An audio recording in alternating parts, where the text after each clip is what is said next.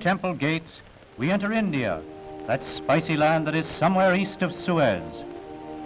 Here a people that worship all things beautiful have built glorious temples that tower heavenward in never-dying splendor. Concrete dreams of long-forgotten sculptors carved with extreme delicacy and richness, living stone more than 1,500 years old. Precise as if sculptured but yesterday, they defy the centuries without crumbling. Sacred animals range row upon row, with innumerable gods and goddesses, all massed in a complexity of form. Adjoining the temple stands the magnificent pool called Tepakulakulam, whose richness and splendor dates back to the time when it was the pleasure palace of an East Indian prince. Here his 1,000 wives splashed in the warm, perfumed waters, where men now gather to bathe before a holiday occasion. And all over the city, old and young are getting their annual scrubbing for the great festival of Dussehra, held every October. At the public pump, while the crowd awaits its turn, little Kamela is bathed by her beaming mother. The market stalls are piled high with dates, figs, and other delicacies, while along the busy streets, people rush to and fro, making last-minute preparations. Already, a lively group of nautch dancers, with its one-man orchestra, has attracted the young blades of the district and gives this dashing young dandy something to think about. All roads lead to the celebration, and mendicant priests come wearing necklaces of sacred betel nuts. On the road, they pass the giant figure of Nandi, the holy bull. To denote their humility, the devout bend low and pass beneath the huge paw, then kiss it, praying for the strength and vitality the animal portrays. Already the streets are gaily decorated with flags, flowers, tapestries, canopies, costumes in blues, reds, and yellows, richly ornate in the spirit of the East. For this is the great lamp feast, celebrating the God Krishna's victory over a demon. A married woman waves a lighted lamp around the sacred elephant's trunk and places betel nuts, a coconut, and a silver coin at its feet. Then the elephant is brought out, decorated with a cloth of gold, precious stones, and garlands of flowers. Treading slowly to the muted measure of drums and flutes, he seems to sense his own importance on this great occasion. With fanatic enthusiasm, the crowds surge around the palace of the Maharaja, who rules over a territory of 300,000 square miles, and whose wealth is measured in millions. Resplendent in jewels, the Maharaja comes out under his ever-present umbrella to review his subjects, who believe that only he can cast out the devils from their souls and protect them from the evil ghosts that fill the air. And now the grand parade is ready to begin.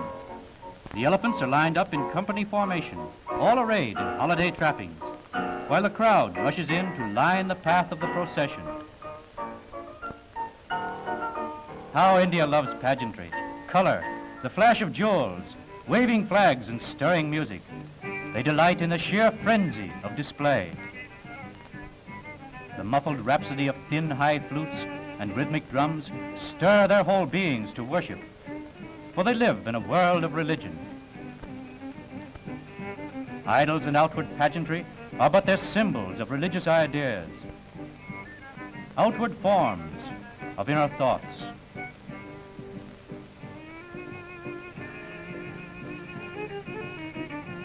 Little Lakme, with the Jimmy Durante nose, has secured a front row seat with her pet What's It.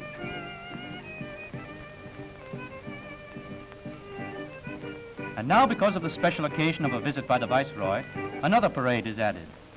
It is an historic pageant showing the various means of transportation in India's history from earliest times. Dancing bears, always a source of entertainment in the East, take part in the procession.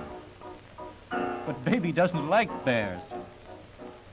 This golden carved litter once carried a proud princess, and this elaborate affair transported a Maharaja.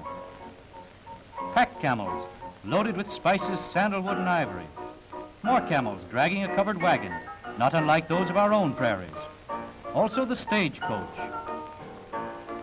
And a camel cart with small wheels. More ox carts and carriages, their attendants wearing the costumes of bygone days.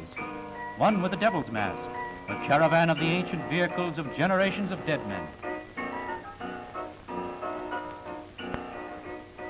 This woman watching the parade might almost be in it. And now in gorgeous array come the carriages of the Victorian era. To us, the gay 90s. Of course, these are drawn by camels instead of a tandem team of bays. But east is east and west is west. And so finally, the parades come to an end. But the fun's just beginning. They push and jostle each other, anxious to be the first at a ceremony so unusual that it could take place only in India. No, the crowd is not on fire, but by order of the Maharaja, they are being doused with a mixture of magenta perfume and rare oils that stain their white clothing red, a bond of everlasting friendship between the Maharaja and his subjects. The formal ceremony is now over. Everyone seeks his own pleasure. Many go to the amusement park, where they enjoy a ride on the granddaddy of all Ferris wheels. It's propelled by hand and doesn't go very high, but they get a thrill out of it just the same. And the little horses on the merry-go-round are like everything else in India. They tread on air. Shades of Coney Island. A spinning table as I live. Probably some enterprising Yank sold it to him.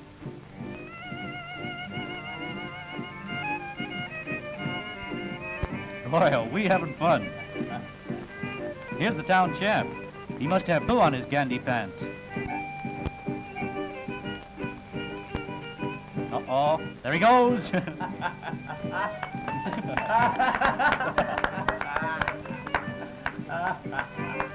Garma, the Hindu Jim Londos, entertains the crowd with the ancient sport of catch-as-catch-can. Even priests want to see the wrestling match. Markings denote the caste.